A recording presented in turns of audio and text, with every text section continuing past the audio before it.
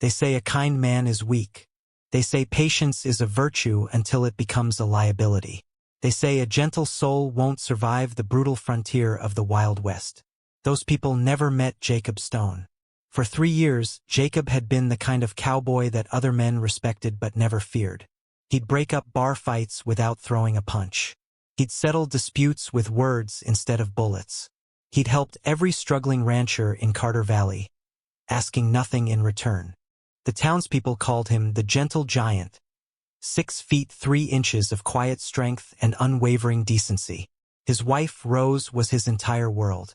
She was the schoolteacher who'd come west with dreams of educating frontier children, and she'd stolen Jacob's heart the moment he'd seen her step off that train 5 years ago.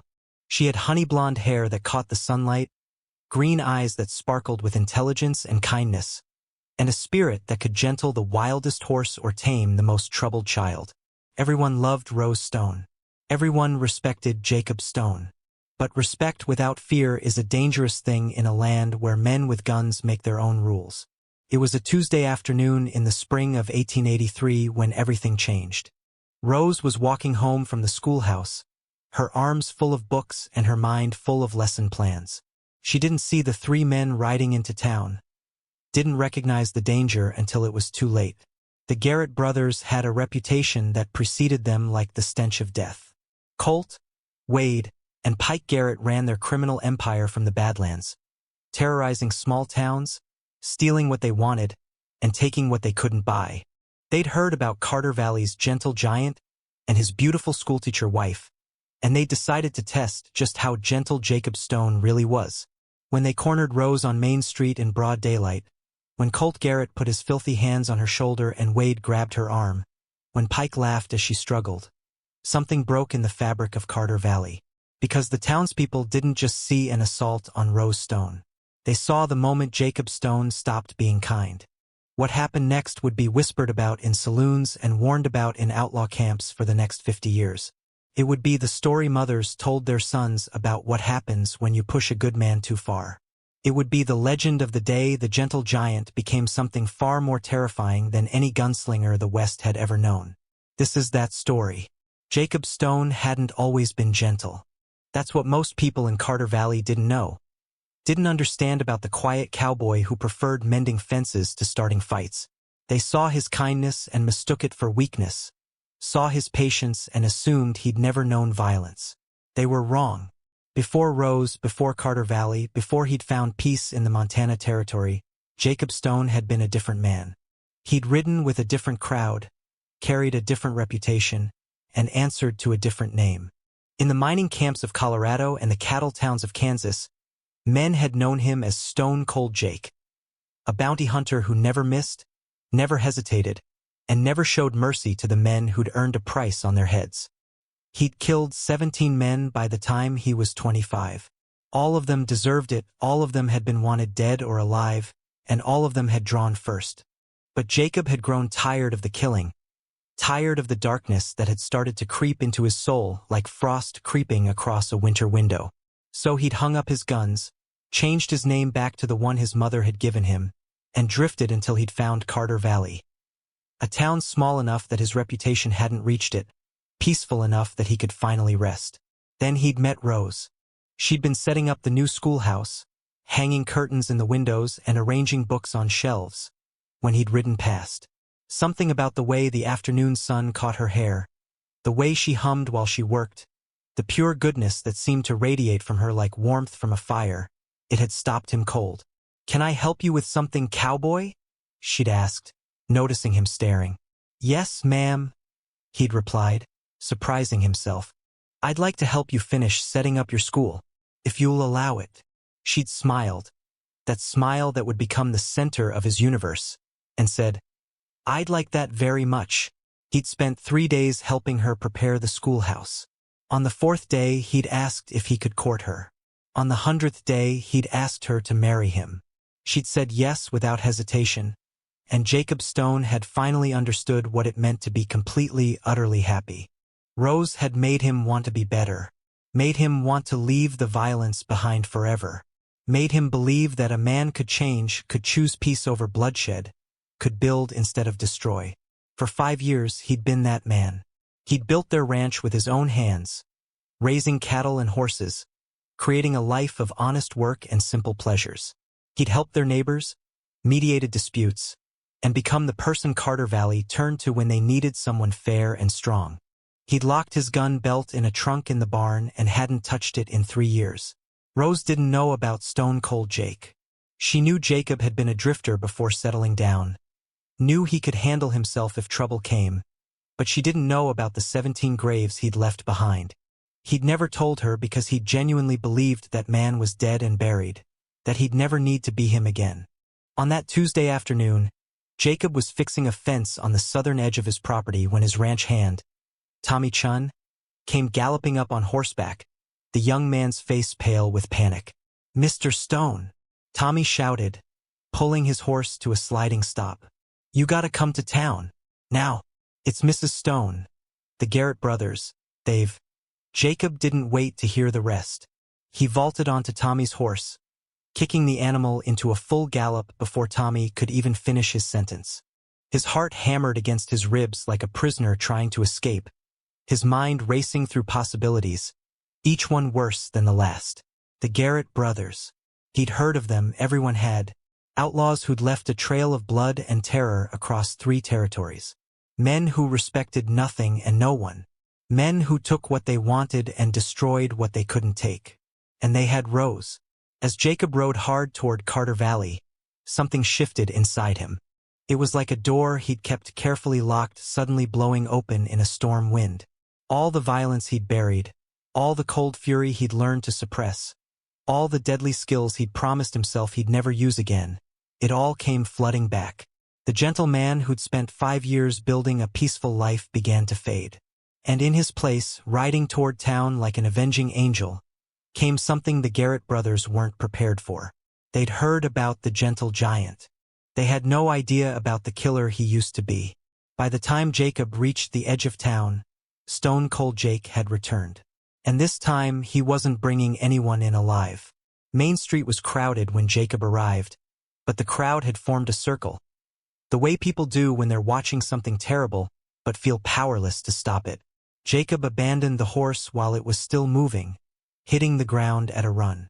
People saw him coming and parted instinctively, their faces showing relief mixed with fear. Through the gap in the crowd, Jacob saw what had frozen an entire town into helpless spectators. The Garrett brothers had Rose.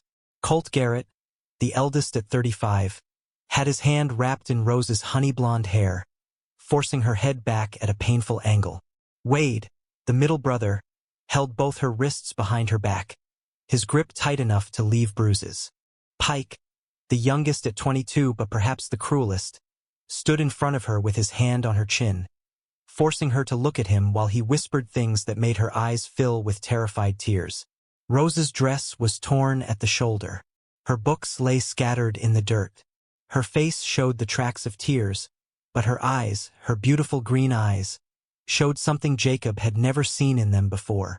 Terror. Pure, absolute terror. And in that moment, something in Jacob Stone died. The part of him that believed in mercy, in second chances, in the possibility of redemption, it simply ceased to exist. Well, Colt drawled when he spotted Jacob pushing through the crowd. "You must be the husband. The gentle giant we've heard so much about." He yanked Rose's hair harder, making her gasp in pain. "Got yourself a real pretty wife here, friend. Real pretty." Jacob stopped 20 feet away. His hands hung loose at his sides. His face showed nothing, no anger, no fear, no emotion at all. It was the face of Stone Cold Jake, the face that had made hardened criminals surrender without a fight because they recognized death when they saw it. "Let her go." Jacob's voice was quiet, conversational almost. "Let her go, and you can ride out of here. I won't follow." Pike Garrett laughed. A high, nervous laugh that suggested maybe he sensed something the others didn't. "You won't follow? That's mighty generous of you, seeing as how we could just take her with us. Been a long time since we had us a schoolteacher to play with." Wade grinned, pressing himself against Rose's back in a gesture so violating that several women in the crowd gasped and looked away. "Yeah, she could teach us all sorts of things. Real educated like." Sheriff Tom Brennan stood at the edge of the crowd, his hand on his gun, his face tortured with indecision. He was a good man but old, and he knew the Garrett brothers' reputation. He knew that if he drew, all three of them would kill him before his gun cleared leather. He knew that trying to be a hero would leave Carter Valley without a sheriff and Rose without protection. But he also knew Jacob Stone, had known him for 5 years, had seen the scars on his hands, the old bullet wounds that no simple rancher should have, had always suspected there was more to the gentle giant's past than he let on. "Jacob," Sheriff Brennan said quietly, "don't do anything stupid."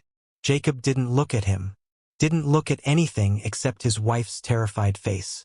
"Rose," he said, his voice still that eerie calm. "Close your eyes, darling. Close your eyes and don't open them until I tell you. Can you do that for me?" Rose, despite her terror, despite the hands holding her and the violence being whispered in her ear, trusted her husband absolutely. Her eyes fluttered closed. "Good girl," Jacob said softly. Then his eyes shifted to Colt Garrett, and what the outlaw saw there made him take an involuntary step backward. "I gave you a chance to leave. I offered you mercy. You should have taken it." Colt tried to recover his bravado, but his hand had loosened slightly in Rose's hair. "You threatening us, Cowboy? There's 3 of us and 1 of you, and we've got your woman. You really want to try something?" "I'm not trying anything," Jacob said, and smiled. It was the most terrifying smile anyone in Carter Valley had ever seen. Completely empty of warmth, full of absolute certainty. "I'm telling you what's about to happen. In about 30 seconds, all 3 of you are going to be dead. Your brother Wade is going to die first because his hands are on my wife. Then Pike, because he touched her face. You'll die last, Colt, because you're the one who hurt her most. And after you're dead, I'm going to drag your bodies to the edge of town and leave them for the buzzards because you don't deserve a Christian burial." "You're insane," Wade started. Jacob moved. Later, people would argue about what they actually saw. The event happened so fast, with such brutal efficiency, that witnesses couldn't agree on the sequence. But everyone agreed on one thing. They'd never seen anything like it. Jacob covered the 20 feet between himself and the Garrett brothers in 3 long strides. His right hand shot out and grabbed Wade's wrist, the one holding Rose, and twisted with such force that the crack of breaking bone was audible across the street. Wade's scream hadn't even fully formed when Jacob's left hand came up under his chin, snapping his head back with a sickening crunch. Wade dropped like a puppet with cut strings. Pike went for his gun. He was fast, had killed 11 men in gunfights, and cleared leather in under a second. But Jacob was already moving, already inside his reach. He grabbed Pike's gun hand, redirecting it skyward as it fired harmlessly into the air, then drove his forehead into Pike's nose with such force that blood exploded across both their faces. Pike staggered backward, blinded by blood and pain, his gun falling from nerveless fingers. Jacob followed, methodical as a butcher, and delivered 3 devastating punches to Pike's ribs. Precise strikes that shattered bone and collapsed a lung. Pike crumpled, making a horrible wheezing sound as he tried desperately to breathe. The entire exchange had taken less than 5 seconds. Colt Garrett, to his credit, didn't freeze. He released Rose immediately and went for his gun, a Navy Colt that he'd used to kill 23 men. He was the fastest draw in the Garrett family, the most dangerous, the one other outlaws feared. He didn't stand a chance. Jacob's hand moved in a blur, and suddenly he was holding Wade's gun. Must have grabbed it when he'd broken the man's wrist, though no one had seen him do it. The gun barked once, and Colt's weapon went spinning from his hand, the outlaw screaming and clutching his bleeding fingers. "I told you," Jacob said, his voice still that terrible calm. "I told you what would happen. You should have listened." Colt backed away, cradling his shattered hand, his eyes wide with the sudden understanding that he was going to die. Wait, please. We didn't mean nothing by it. We were just having fun. We wouldn't have actually." "You touched her." Jacob advanced, and now his calm was cracking, fury beginning to show through like lava through breaking earth. "You put your filthy hands on my wife. You hurt her. You scared her. You violated her dignity and her safety in front of her own students, her own town. Sheriff Brennan had drawn his gun now, but he wasn't pointing it at anyone, just held it at his side, his face stricken as he watched his town's gentle giant transform into something out of nightmare. Rose stood where the brothers had released her, her eyes still closed as Jacob had instructed, tears streaming down her face, her whole body shaking. "I'm sorry." Colt was openly crying now, all his bravado gone. "Please, I'm sorry. We'll leave. We'll never come back. Just please. You want mercy?" Jacob's voice dropped to a whisper. "You want me to be kind? To be gentle?" He looked at his wife, at her torn dress, her tear-stained face, her trembling shoulders. When he looked back at Colt, all traces of the man he'd been were gone. "I stopped being kind the moment you touched her." What happened next would haunt some witnesses for the rest of their lives and bring grim satisfaction to others. Jacob Stone, no, Stone Cold Jake, delivered justice with his bare hands. He was methodical, precise, and absolutely merciless. When it was over, Colt Garrett lay in the dirt beside his brothers, broken and still. The entire street was silent. Even the wind seemed to have stopped blowing. Jacob stood in the center of Main Street, his shirt torn and splattered with blood. None of it his. His chest heaved with exertion. His knuckles were split and bleeding, and his face showed absolutely no remorse. He walked to Rose, his movements suddenly gentle again, and carefully touched her shoulder. "Rose," he said softly, "it's over. You can open your eyes now." Rose's eyes fluttered open. She looked at her husband, at the blood on his clothes, the cold fury still burning in his eyes, the transformation of the gentle man she'd married into something dangerous and deadly. For a moment, Jacob feared what he'd see in her face. Disgust? Horror? Fear of him? Instead, Rose threw her arms around his neck and buried her face in his chest, sobbing with relief. "Thank you," she whispered. "Thank you, thank you, thank you." Jacob held her close, and as he did, he looked over her head at the crowd. Every face showed the same expression, all mixed with a new kind of fear. They'd wanted him to save Rose, but they hadn't expected this, hadn't known he was capable of this. They knew now. Sheriff Tom Brennan holstered his gun and walked slowly toward Jacob and Rose. Behind him, several townsmen were checking the Garrett brothers, their faces grim. The verdict was clear from their expressions. All three were dead. "Jacob," Sheriff Brennan said quietly, "we need to talk." Jacob looked up, still holding Rose protectively. His face showed he understood the implications. He'd just killed 3 men in front of 50 witnesses. In some territories, that would mean a trial, possibly a hanging, regardless of the circumstances. The law didn't always care about justice, only about order. But this was Carter Valley, and these were his people. "Now hold on, Tom," said Marcus Webb, the owner of the general store. He stepped forward, his weathered face set with determination. "I saw the whole thing. Those men assaulted Mrs. Stone." Jacob was defending his wife. "That's right," added Sarah Mitchell, the banker's wife, her voice shaking but firm. "They grabbed her, said terrible things. What Jacob did was justified." Justified. Sheriff Brennan looked around at the crowd, saw them nodding in agreement. He killed 3 men with his bare hands in under a minute. That's not just defending someone. That's something else entirely. "That's exactly what it needed to be," said Father William Harding, the town's priest, surprising everyone. The gentle clergyman rarely spoke on matters of violence, but his face was set with righteous anger. Those men were animals. They terrorized a good woman in broad daylight, knowing we'd all be too afraid to stop them. Jacob did what none of us had the courage to do. Dr. Elizabeth Chun, Tommy's aunt and the town's only physician, had been checking the bodies. She stood up now, wiping her hands on her apron. "For what it's worth, Sheriff, they died quickly. More mercy than they deserved or would have shown anyone else." Sheriff Brennan looked at Jacob for a long moment. "You're Stone Cold Jake," he said finally. It wasn't a question. The crowd gasped. The name meant something even this far north. Stone Cold Jake. The bounty hunter who'd never failed, never missed, never shown mercy. Jacob met the sheriff's eyes steadily. He corrected. I was Stone Cold Jake. I've been Jacob Stone, rancher and Rose's husband, for 5 years. That's who I wanted to be. That's who I was trying to be. Until today. Until today, Jacob agreed quietly. He looked down at Rose, who was watching him with eyes full of love and trust despite everything she just learned. They touched my wife, Tom. They hurt her, scared her, violated her. What was I supposed to do? Stand there and let them? You could have drawn on them, made it a fair fight. A fair fight. Jacob's voice hardened.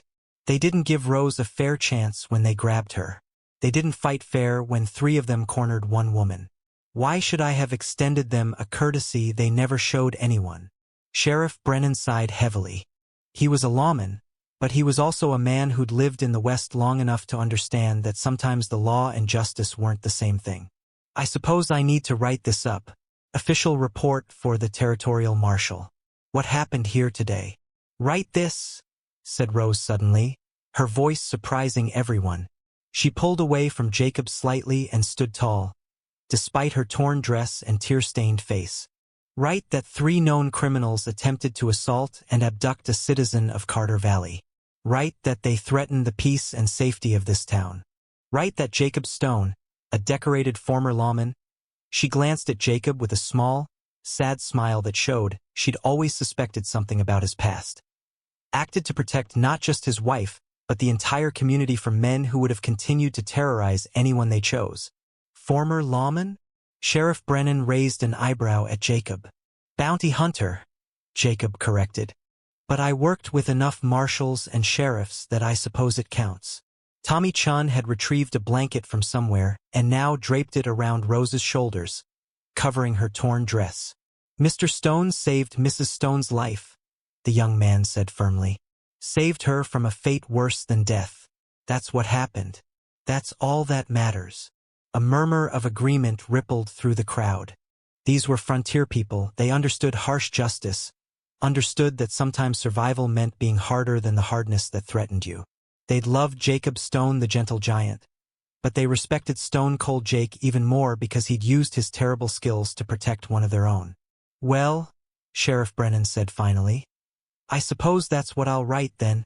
Self-defense and defense of another. Justified use of force against wanted criminals. He looked at Jacob. Because the Garrett brothers were wanted, weren't they? Pretty sure I've got some posters on them back at the office. Wanted dead or alive. You do, Jacob confirmed. Wanted in 3 territories. Reward totaling about $2,000. Last I heard. $2,000, the sheriff repeated thoughtfully. That's a lot of money. Money that should go to whoever brought them in. He looked around at the crowd. Seems to me that person would be Jacob Stone, citizen of Carter Valley. Not Stone Cold Jake, bounty hunter. Just a rancher who defended his wife and his town.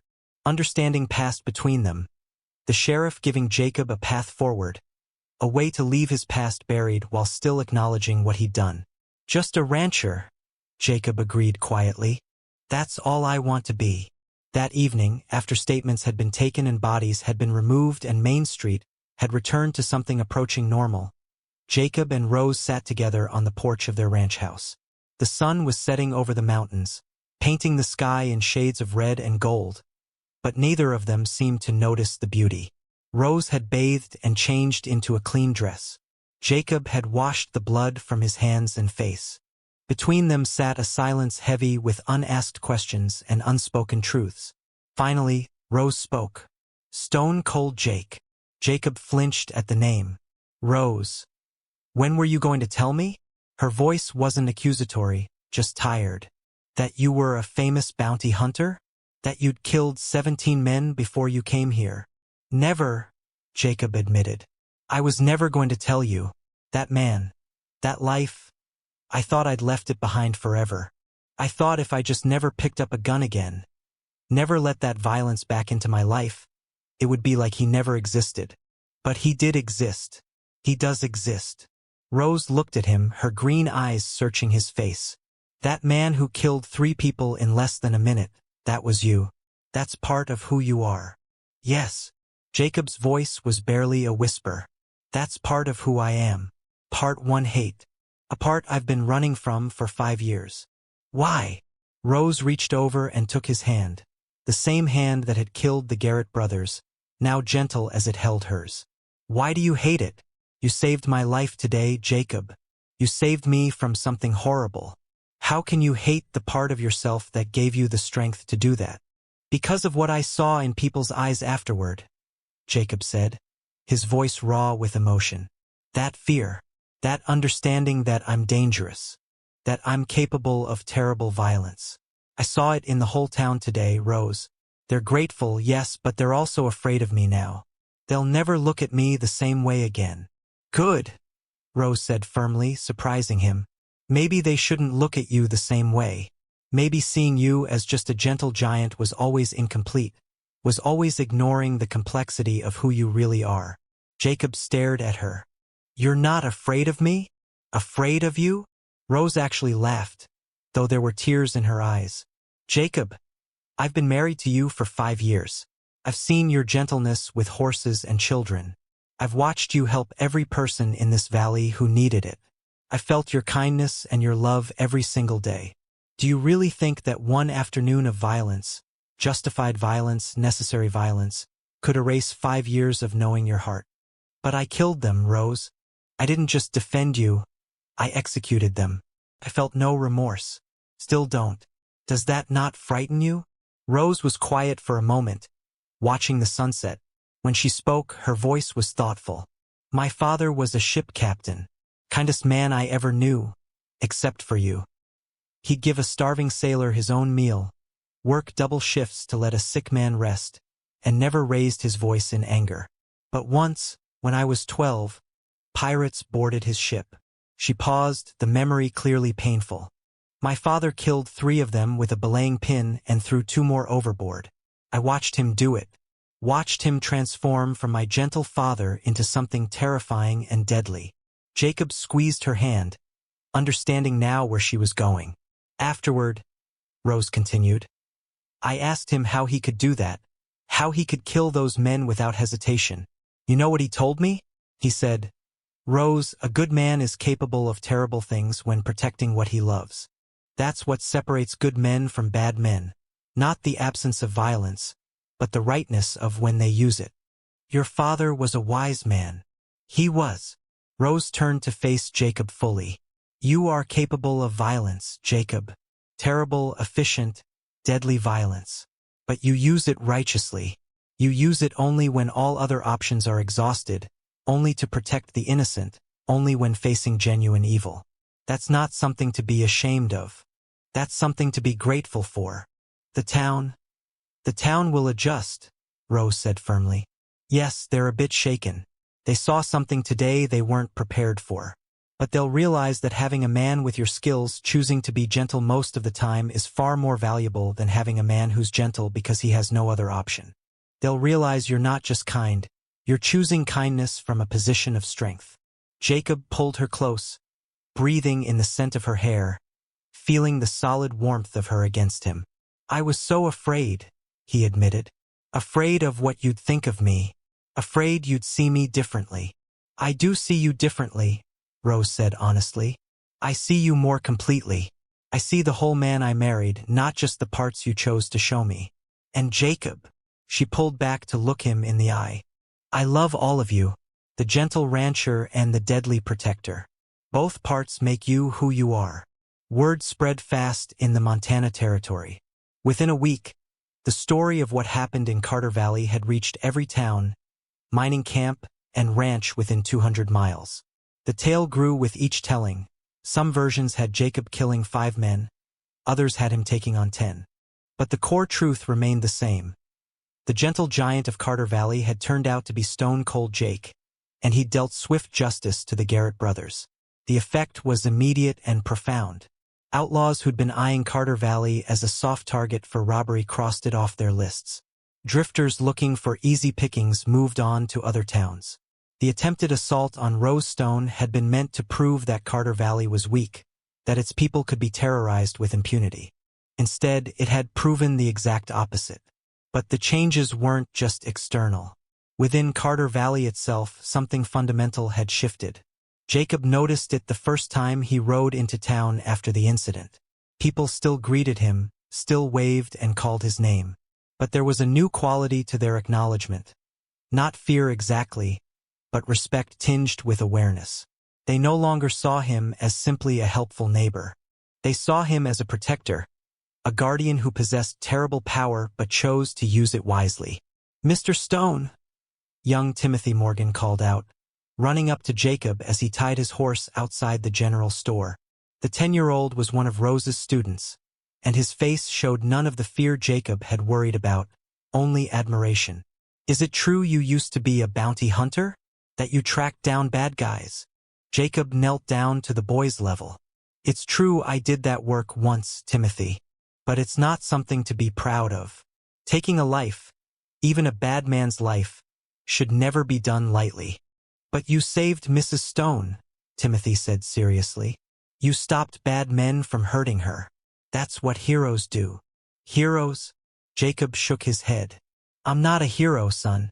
I'm just a man who did what needed doing." "That's what heroes are," came a voice behind him. Jacob turned to find Sheriff Brennan approaching, a slight smile on his weathered face. People who do what needs doing when everyone else is too scared or too weak. Jacob stood, facing the sheriff. "Tom." "Jacob." Brennan pulled an envelope from his coat. "This came from the Territorial Marshal's office. Official commendation for your actions. Also, the reward money for the Garrett brothers. $2,000, just like you said." Jacob took the envelope but didn't open it. "I don't want recognition for what I did." "Too bad. You've got it anyway." Brennan's expression grew serious. "Jacob, I'm getting old. My hands shake when I try to draw, and my eyes aren't what they used to be. Carter Valley's growing. We've got nearly 300 people now, with more coming every month. We need protection I can't provide anymore." Jacob felt a cold weight settle in his stomach. "Tom, if you're asking what I think you're asking, I'm asking you to be my deputy," Brennan said bluntly. "Official-like. Badge and everything. Not to go hunting trouble, but to stand with me when trouble comes here. To be the deterrent that keeps the predators away." He paused. "To be what you were last Tuesday, but with the backing of the law." "I don't want to be that man again," Jacob said quietly. "You don't have to be that man," Brennan replied. Stone Cold Jake was a hunter who went looking for killers. Jacob Stone, deputy of Carter Valley, would just be a good man standing between his community and the darkness, using his skills to protect rather than pursue. He held out a silver badge. "There's a difference." Jacob stared at the badge for a long moment. "I need to talk to Rose." "Talk to her then." "But Jacob." Brennan's voice was gentle. "You can't run from what you are. You can only choose how to use it. Seems to me you've been choosing right all along. You just finally had to show it." That evening, Jacob showed Rose the badge and the marshal's letter. He expected her to object, to worry about the danger, to ask him to refuse. Instead, she picked up the badge and pinned it to his shirt herself. "This town is our home," she said simply. "These people are our family. If you can keep them safe, if you can make sure no one else's wife gets grabbed on Main Street, then you should do it. Not as Stone Cold Jake, but as Jacob Stone. The man who chooses gentleness when he can and strength when he must." Jacob looked down at the badge on his chest. It felt heavy, weighted with responsibility and the promise of violence if needed. But it also felt right in a way he hadn't expected. "Besides," Rose added with a slight smile, "every teacher appreciates having a protective lawman husband. Makes it easier to maintain classroom discipline when the students know my husband is the deputy." Jacob laughed, the first genuine laugh since the incident, and pulled her close. "You're a remarkable woman, Rose Stone." "I know," she said simply. "I married a remarkable man, even if he's too stubborn to see it himself." The next morning, Jacob Stone pinned on his deputy badge and rode into town. He was still gentle with children and patient with disputes. He still helped struggling ranchers and mediated conflicts without violence when possible. But now everyone knew. The gentle giant had teeth. And if you threatened his town, his people, or especially his wife, you'd meet something far more dangerous than any gunslinger. You'd meet a good man who'd stopped being kind. 6 months after the incident on Main Street, Carter Valley had transformed from a vulnerable frontier town into one of the safest settlements in Montana Territory. Word of Deputy Jacob Stone and the violent fate of the Garrett brothers had spread far enough that would-be troublemakers gave the town a wide berth. But Jacob hadn't fired his gun once in those 6 months. He hadn't needed to. His reputation did the work for him, allowing him to be exactly what Rose had said he could be. A man who chose gentleness from a position of strength.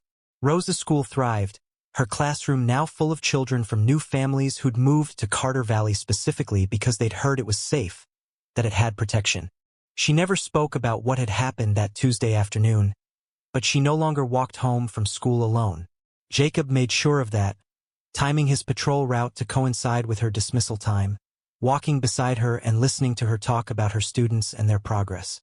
They never spoke about the darkness Jacob was capable of, but they didn't need to. Rose knew it was there, knew it slept beneath the surface of her gentle husband like a sleeping dragon. And she took comfort in knowing that dragon would wake only when needed, only when righteousness demanded it. The trunk in the barn that had held Jacob's gun belt stayed locked. He didn't need those guns, didn't need the identity of Stone Cold Jake. He was Deputy Jacob Stone now, and that was enough. The skills were still there, the capacity for violence still present, but they were tools he kept sheathed until needed. Because that's what Rose had taught him. That strength unused is strength wasted, but strength used wisely is strength that protects and builds and creates safety for those who cannot protect themselves. On their 6th wedding anniversary, Jacob and Rose stood on their porch at sunset, watching the mountains turn gold in the fading light. Jacob wore his deputy badge. Rose wore the silver locket he'd given her that morning. And between them was the understanding that had been forged in violence but maintained through love. "Jacob," Rose said quietly. "Yes. I'm glad you stopped being kind that day." She squeezed his hand. "I'm glad you became something more." Jacob smiled, pulled her close, and knew exactly what she meant.